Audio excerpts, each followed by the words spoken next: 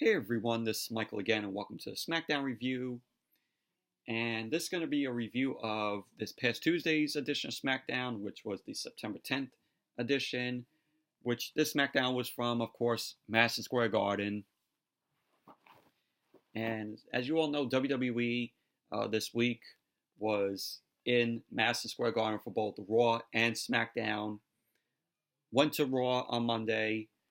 Yeah, I had fun, even though the show was very meh at best, outside of Stone Cold Steve Austin and the triple threat match between Baron Corbin, Samoa Joe, and Ricochet. The end to that match was bullshit with boring Corbin winning it. But, I had fun at Raw.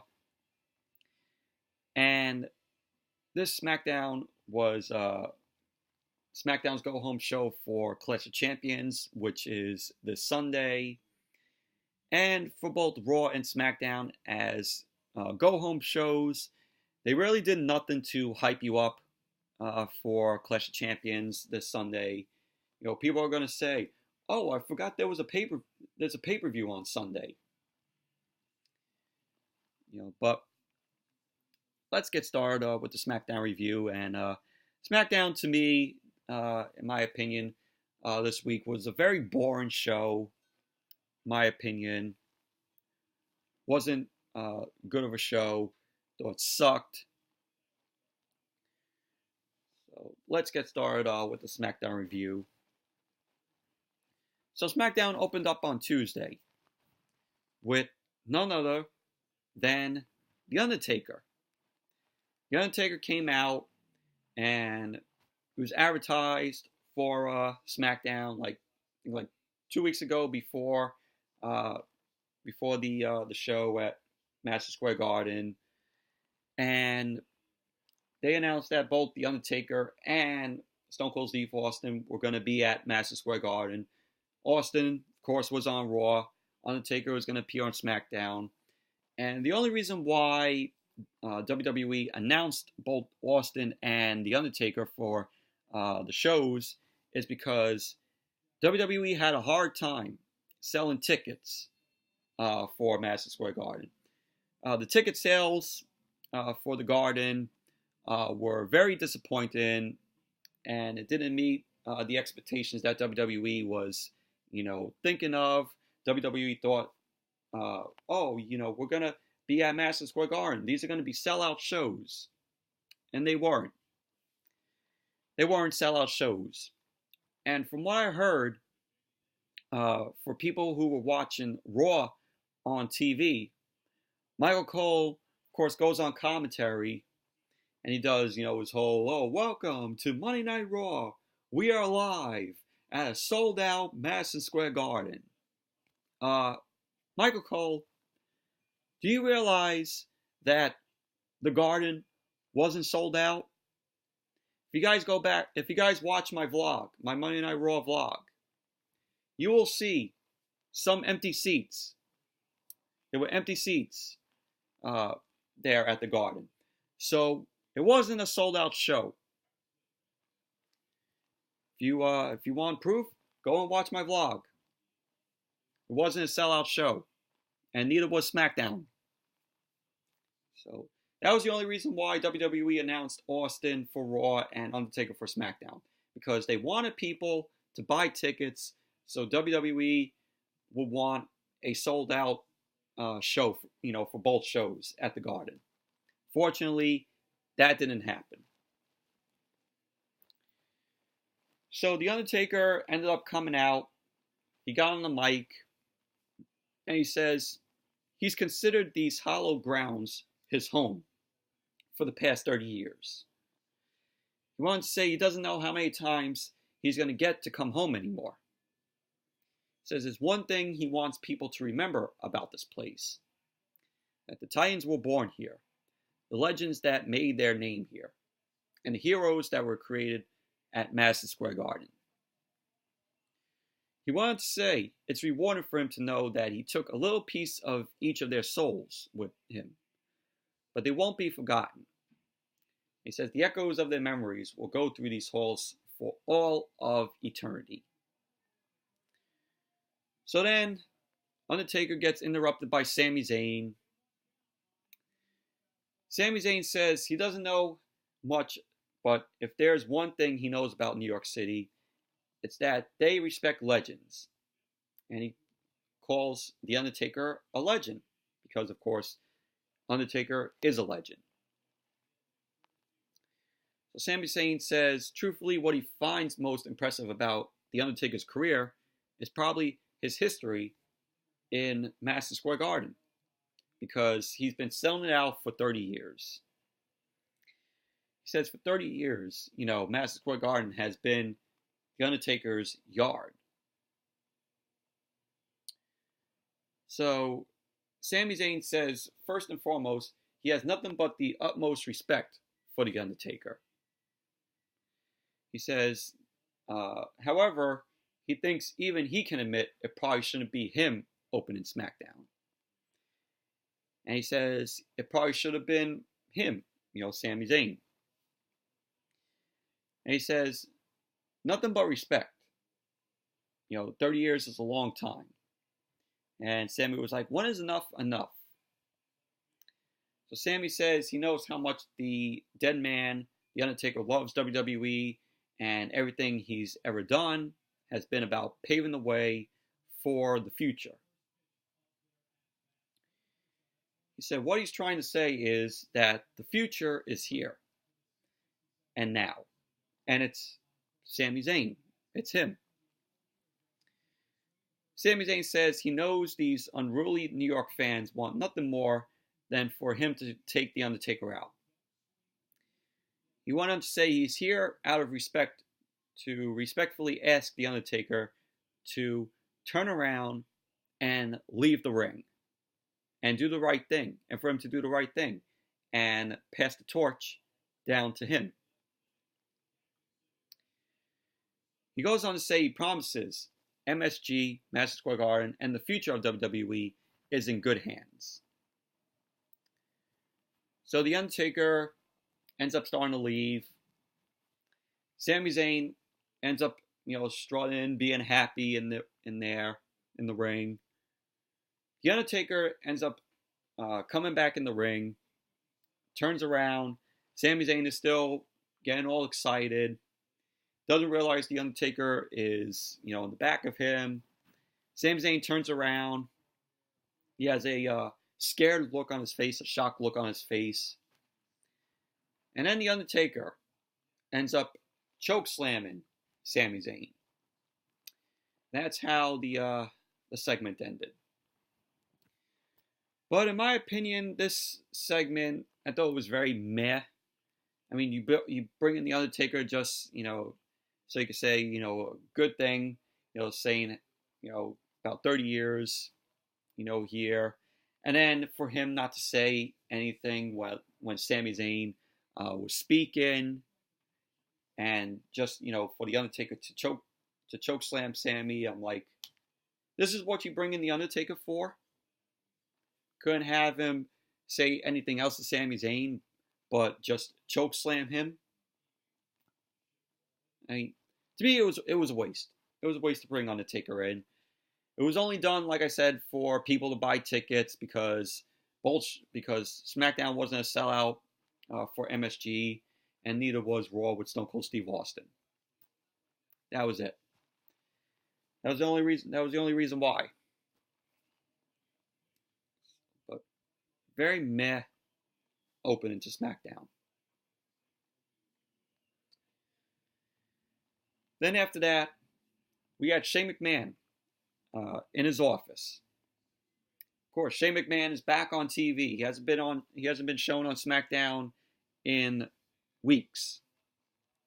And from what I've heard, the reason why Shane was off of TV is because I read an article saying that he was off of TV because of jury duty. That's what I heard. That's what I read also. So Chad Gable ends up coming into Shane's office. Shane ends up complimenting Gable on what he's been doing lately. he tells Gable everybody's been talking about him and that he's on fire. So Shane ends up telling Chad Gable that Elias has broken his ankle and can't compete in the King of the Ring tournament. So what I was like, when he said, I'm like, thank God. Why was Elias still in this tournament? Now Elias can't compete because he has a broken ankle. So Chad Gable says he knows he's getting the bye and going to the finals. So Shane ends up cutting him off. He ends up saying that he knows Chad Gable doesn't want a freebie. He wants to earn his way. So Shane goes on to say that he's got a match tonight. But he doesn't know who the opponent is going to be just yet. Chad Gable ends up saying to Shane, that sounds good. That sounds good to him. So Chad Gable ends up leaving. And then we had the first match. It was The Miz versus Andrade, Cien, Almas. And the match itself, it was a decent match, decent TV match for both The Miz and Andrade. But still, Andrade had Zelina Vega out there, of course. Zelina Vega interfering in parts of the match. And, Andrade, it proves that when Zelina ends up helping Andrade, it just proves that Andrade can win without help from Zelina Vega. So, The Miz ended up winning the match, ended up hitting the skull-crushing finale on Andrade, Cien, Almas. So there you go. The Miz ends up winning the match. And Shinsuke Nakamura was on commentary here, which I don't know why they had him out on commentary. I know he's fighting The Miz this Sunday at Clash of Champions, which possibly we're going to see The Miz as a 9-time Intercontinental Champion on Sunday. So, but or you just hear Nakamura on commentary. He's just going, nice. That's what you hear from Nakamura on commentary. I'm like, you couldn't have had him like stand there and not have him on commentary, like just watching the match. So post match, Nakamura comes in, attacks The Miz, delivers a Kinshasa to The Miz, and that was that. So yeah, we're going to see that on Sunday. The Miz versus Shinsuke Nakamura, Clash of Champions. Miz is going to be walking out, possibly a 9-time Intercontinental Champion. It's going to happen. It's possibly going to happen. But all in all, it was a decent TV match from The Miz and Andrade, Cien, Almas.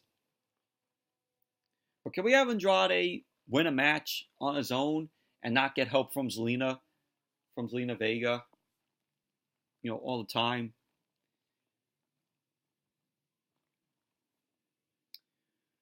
So then we saw, after that, we had Matt Hardy and Apollo Crews. They were in the locker room. It was cool to see Matt Hardy there. It's been a while since Matt Hardy was shown on TV. And Shane McMahon comes in there. And he's looking for Chad Gable. And he's making, jokes, short jokes about Chad Gable. Of course, more short jokes for Chad Gable there. So Chad Gable ends up coming in. He asks Shane if he's found his opponent. Shane ends up telling Gable that he has. That he's right outside. And that Elias approves this opponent. And Shane says it will be Chad Gable versus he ends up going on to say it's going to be Chad Gable versus the best in the world, Shane McMahon. So we had that. We got Chad Gable versus Shane. I seen it coming. I saw it coming when I saw it. I was like, oh, it's going to be Chad Gable versus Shane. There you go. This is WWE wiggling Shane in there, and hope, possibly going to be seeing maybe King Corbin, which I hope to God not, or we're going to see King Shane, which, by God, that is going to be fucking awful. It's going to be awful if it's going to be Corbin or Shane as the King of the Ring, and they win the King of the Ring final. It's going to be awful. It's going to be awful. So then we had Sonya Deville and Mandy Rose come out. Mandy Rose was on the mic. She ends up calling Nikki Cross ugly, and she shows a picture on the Titantron. The picture showed Mandy Rose being all sexy, and Nikki Cross being a psychotic girl. And Mandy Rose ends up talking about how men open doors for her and slam them on Nikki. And this was awful right here, how Mandy Rose said this. I don't know who the fuck wrote this. Mandy goes on to say that Nikki looks like an oversized rat crawling out of a Lincoln Tunnel. Huh? What? Who the fuck wrote this? Awful. Fucking awful. How that was written. So then we had Alexa Bliss. She came out. Nikki Cross, music hits. Nikki Cross just rushed out to the ring, ran out there, and attacked Mandy Rose. Then we had the match, Nikki Cross versus Mandy Rose. Very meh match. Nikki Cross won with the roll-up on Mandy Rose. And that was that. Very meh match. And of course, on Sunday, we're going to see Alexa Bliss and Nikki Cross versus Mandy Rose and Sonya Deville. The women's tag team titles are going to be on the line. But go on right now. Alexa and Nikki are going to retain. There you go. My prediction for Sunday. Overall, very meh match between Nikki Cross and Mandy Rose. Then we saw Heavy Machinery backstage. They were making some protein shake. We had Otis shaking a banana, which was funny. And then you heard him scream out. I forgot what he said, but of course, his scream sounded like made me remind me of Chris Farley. Every time when Otis talks, I just hear for some reason Chris Farley's voice in him. Yeah, I know some of you young viewers who watch my videos probably won't know who Chris Farley is, though. But look up on videos of Chris Farley if they have it on YouTube of his Saturday Night Live sketches that he was in, or his trailers to his movies like Tommy Boy, Black Sheep, Beverly Hills Ninja, which is one of my favorite film of his. So, but that was that with Heavy Machinery. I mean, Heavy Machinery is one of my favorite tag teams. They're very fun tag team. Enjoyed them ever since they were in NXT. I like the caterpillar that Otis does. So then we saw Bayley. Bayley was in the locker room. Ember Moon ends up rolling up to her ex, what's happening? And Bayley insists, that she's the same person she's always been. And what she did for SmackDown. And she's like, it's not just about Sasha. It's about the title. It's about the SmackDown Women's title. So Amber asks if Bayley beating on Becky Lynch elevates the title, and SmackDown before saying, that Bayley's better than that, and that she's just trying to fight for her relevance now that Sasha is back. So Amber ends up pointing out that Bayley got pinned by, she points out that she got pinned by Charlotte. And Bayley ends up, stepping up. And Amber ends up challenging Bayley to a match, which Bayley then ended up accepting. So we have Bayley versus Amber Moon later on tonight.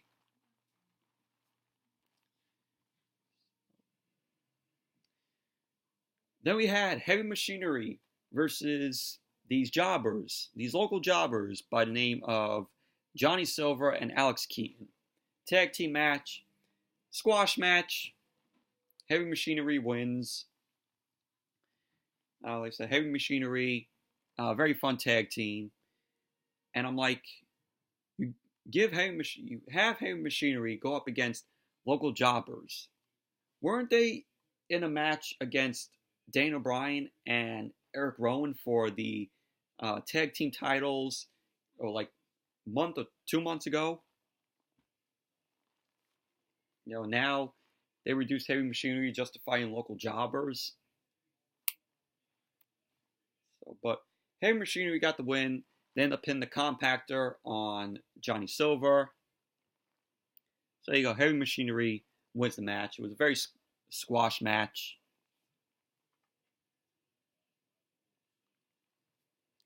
So that was that. Then we saw Shane McMahon. He was talking to a crew member. Kevin Owens ends up coming in. And Shane ends up saying that he wanted Kevin Owens to come in so he could talk to him about the fine hanging over him. Yes, they're still talking about that fine that Shane put on Kevin Owens. And Shane says he's willing to get rid of it. He's willing to get rid of the fine. Kevin Owens asks Shane, what the catch is. Shane ends up saying that there's no catch. It's just a job. So he gives Kevin Owens a referee shirt. He puts the referee shirt on Kevin Owens' shoulder. And he says, the King of the Ring is very important to him.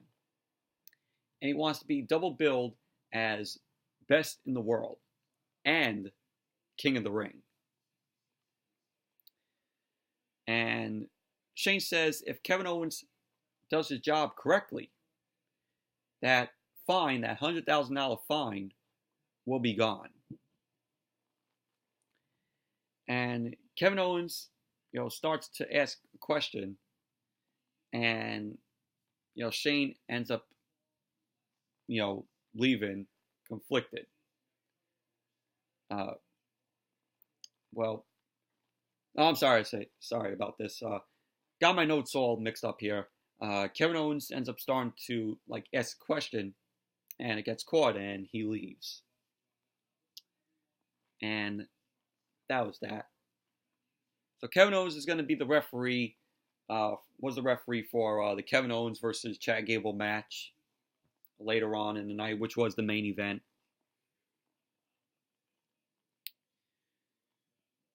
So we had Eric Rowan. Eric Rowan made his entrance.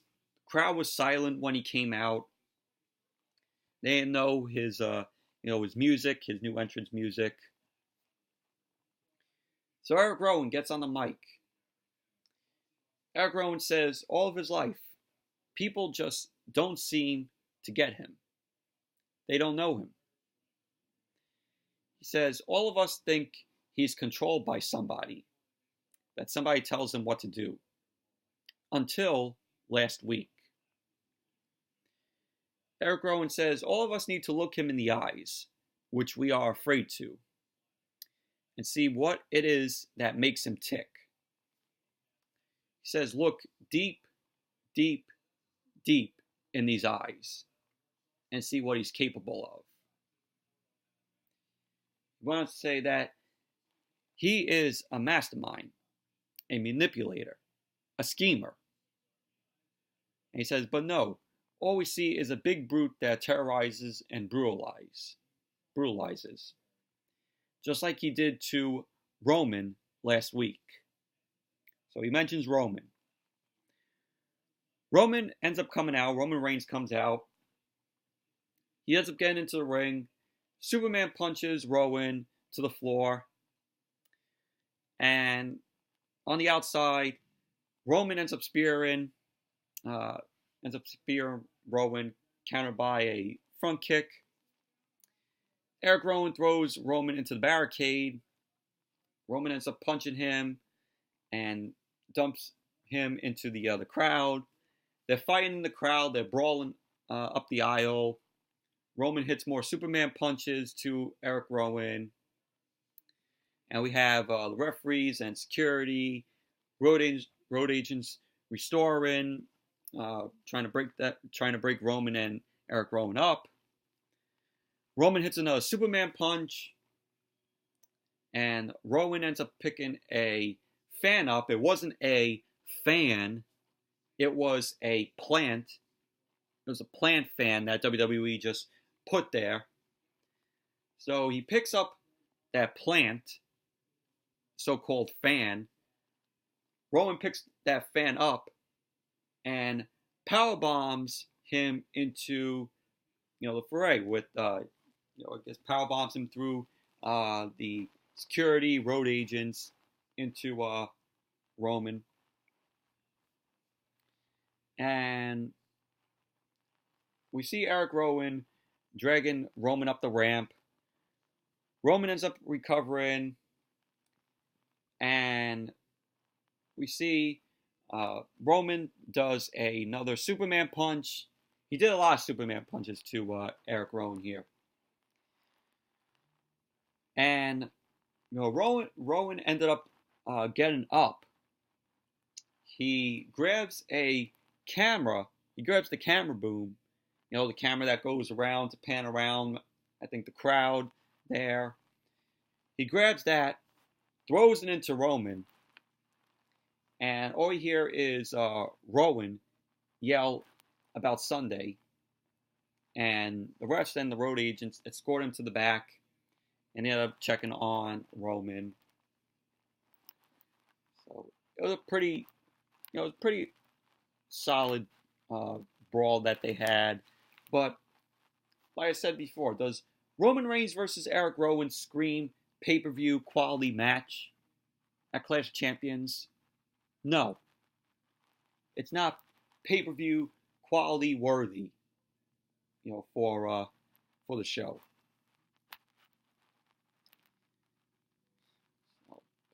It's gonna be a bathroom break. It's gonna be a bathroom break match. Roman Reigns versus Eric Rowan.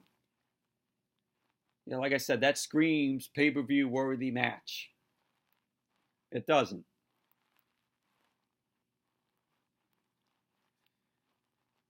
So then we had Bayley versus Ember Moon. This was a meh match. Bayley ends up winning. Bayley to belly on Ember Moon. Ember actually went for the Eclipse, but Bayley ended up countering it. Ended up hitting the Bayley to belly to Ember Moon. So Bayley ends up winning, of course. Ember Moon still keeps on losing because, of course, Vince McMahon doesn't like Ember Moon. So what does that tell you? Every time Ember Moon has a match, she's going to lose. Because Vince doesn't like her. And during the match, Charlotte was sitting on commentary. Was on commentary for this. So the post-match, Charlotte got in the ring. She didn't do nothing to Bayley. She didn't attack her. She ends up pointing at the SmackDown Women's Championship. And, she makes that gesture saying, I'm coming for your belt. I'm going to be the new SmackDown Women's Champion. And we're possibly going to see that on Sunday. Charlotte might possibly be the new SmackDown Women's Champion once again. I pray to God Bayley retains it. Because do we really need to see another title reign for Charlotte? Of course. And then on Sunday, if they put the title on Charlotte, I'm going to say, WWE, they do it for Charlotte. Just like how I always mention, with Roman Reigns, when, WWE was doing that to Roman. They do it for Roman. Now it should be, they do it for Charlotte.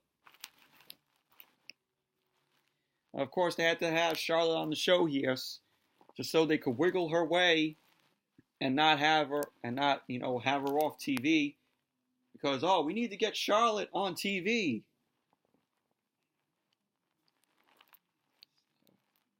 But yeah, overall, very meh match between Bayley versus Ember Moon.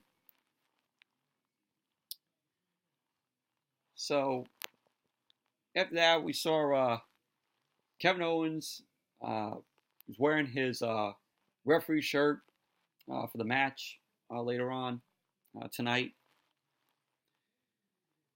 Then we had Kofi Kingston. He made his entrance. He got on the mic. He ends up saying, "It feels good to be back in Madison Square Garden." He talks about how this building will always hold a special place in his heart, because it was here that his career changed forever. And he chose to step up and prove that he belongs here. And he says that's exactly what he did when he whooped Randy Orton's ass all over the building. If you remember back 10 years ago on Raw in 2009, you all know that one where Kofi ended up jumping off, I think, one of the banisters or the barricade, and attacked Randy Orton. Randy Orton was on the table, and he put Randy Orton through the table after jumping off that. That happened at the Garden. He says the icing on the cake, he laid Orton out and put his ass through a table. He says the entire arena was chanting his name, and he knew that one day he'd be back here at Madison Square Garden as WWE Champion. And he says that day has come. Kofi wanted to say he sees kids out here that might be too young to remember. And he says some folks may have forgotten what happened, but they've got footage to remind us. And of course, they play the match that Kofi had against Randy Orton on Raw back in 2009 in November. That was the last time that Raw was at Madison Square Garden, was that day in November of 2009. And we had the other footage of that, which we've seen plenty of times before. So Kofi ends up continuing, saying that's just a small taste of what he's going to do to Randy Orton. And Randy Orton ends up, saying stupid, stupid, stupid, like a broken fucking record with the whole stupid. And we see him in the crowd. He had a mic on him. Orton says he can't sit here and listen to Kofi listing his 2 achievements over the past 10 years when he's won world titles 7 times and the Royal Rumble twice in that time. So Orton says he's going to take the title away from Kofi. And he says he's pretending to be something he's not from day one. Whether it was the Jamaican accent and the dreadlocks or that phony power of positivity says bullshit, which they bleeped out on TV. And Kofi ends up saying for his part, calmly he takes his jacket off, and he heads to meet Randy Orton. And Orton's ready for him, has a steel chair. He ends up beating down on Kofi with the chair. Orton, we hear him say, "Stupid, stupid, stupid," while he's banging the chair at Kofi. And he throws Kofi into the barricade, and he sets him up on a riser for the DDT. And Kofi ends up fighting back. Kofi ends up getting a chair in hand, and he slams it at Orton repeatedly. And Kofi, rearranges like the furniture there, tries to set Orton up, and Orton cuts him off, lays Kofi out across the table. He had a chair. Kofi ends up kicking Orton, which accidentally broke the table, which that was a botch. And Kofi ends up clearing the way, and he gets another table, drags it into place, sets Randy Orton on it. WWE wanted to recreate what we saw 10 years ago with Orton, with Kofi doing the drop through the table on Orton, and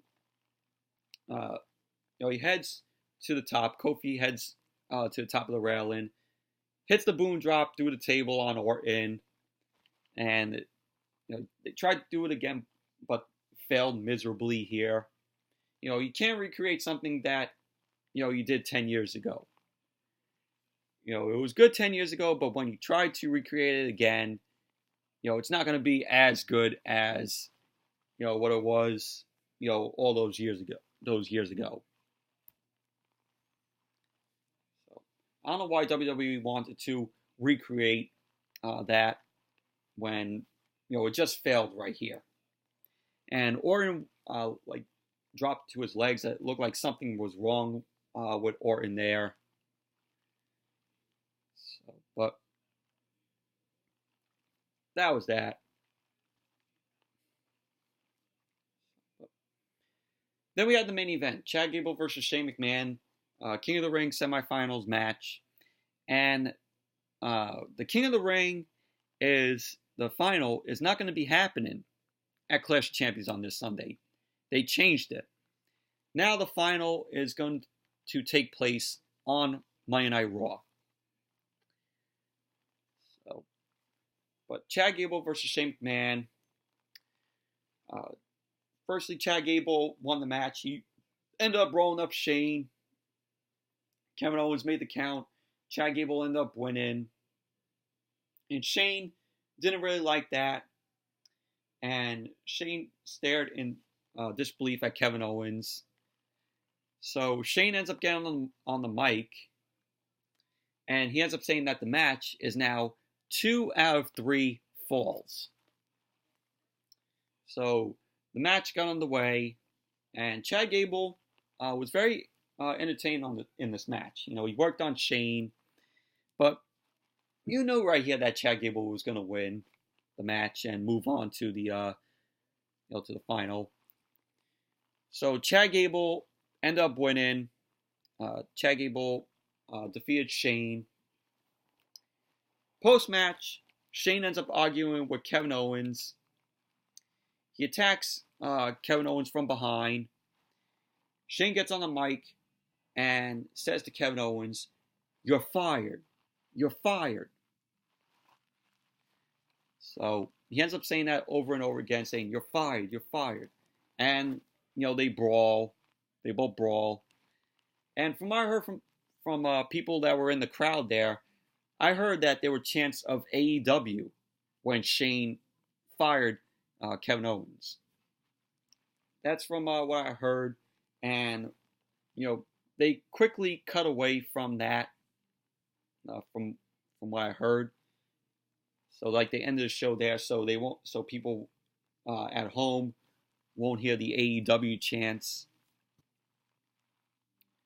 So, but then after SmackDown went off the air, like later on, Kevin Owens like tweeted out like numbers, like I think like codes for like the numbers and what those numbers mean. Maybe Kevin Owens could possibly be going back down to NXT. So that's gonna be awesome. You know, Kevin Owens possibly going back down to NXT. So, you know, after you know, Shane McMahon fired Kevin Owens, SmackDown went off the air. Overall, sucky SmackDown. Show sucked. It was boring, in my opinion. But overall, that's it for this video. That's it for the SmackDown review. Thank you all for watching. Hope you all enjoyed this review. And definitely give the video a thumbs up, comment, subscribe. If you guys haven't checked out my vlog of the Monday Night Raw, definitely go check it out. It's my previous video. Like I said, it's an hour-long video, so definitely go check it out if you haven't seen it. So thank you all for watching, and the next video might possibly be the Clash of Champions review. So until that video, I'll see you all later.